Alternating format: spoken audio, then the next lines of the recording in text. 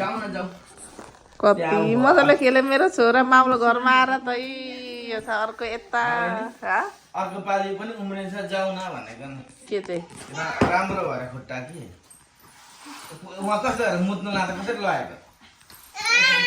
होइन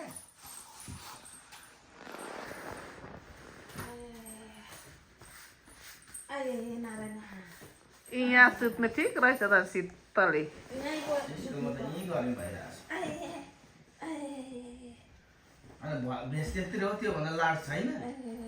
त्यो ममले दिएको थियो कि मलाई भेष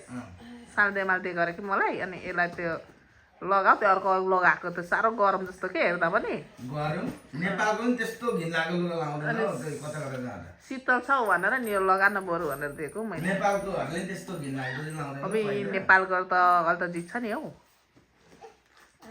अस्ति जाँदा देख्यो होला नि त नेपालको केटी टाइट फिटिङले भन्छ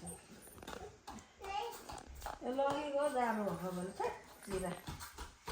खेलोस् खेलोस् खेलोस् आज सुताउनु पर्छ यो झुल हुन्छ नि झ्याप्पै सुता डिस्टर्ब गर्दैन गुड नाइट